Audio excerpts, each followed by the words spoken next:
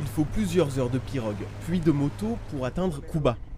Ce village de 200 âmes, perdu sur une île de la côte casamançaise, est connu dans toute la région, et pour une raison.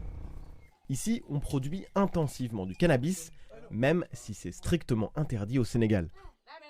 Quand tu coupes, tu gardes ça, c'est ça qu'on prend, qu'on utilise les grains, les plus blanches. Ça.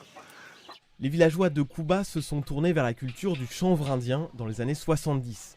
Pour ces populations, qui vivent en quasi-autarcie, le commerce ou le tourisme ne sont pas des débouchés envisageables, comme pour le reste de la Casamance.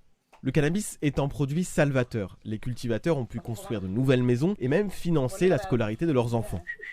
Philippe en est l'exemple. Après ses études, ce fils du village a trouvé du travail dans une station balnéaire. Depuis que je suis né, les gens cultivent du cannabis. Parce que c'est ça notre économie. C'est ça qu'on gagne beaucoup d'argent pour aider nos enfants. Si tu ne cultives pas le cannabis, tu ne peux pas s'en sortir. Les trafiquants viennent directement se fournir sur place et le kilo peut se vendre entre 23 et 45 euros. Les lois sénégalaises sont pourtant claires. Un cultivateur, un consommateur ou un revendeur de cannabis risque jusqu'à 10 ans de prison et aucun débat sur la légalisation n'est à l'ordre du jour.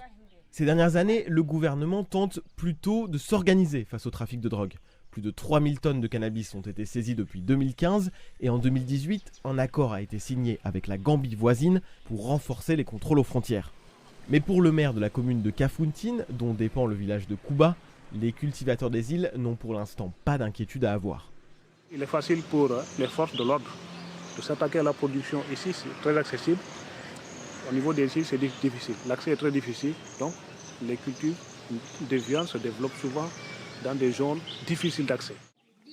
À Kouba, la dernière visite d'un policier remonte aux années 1980.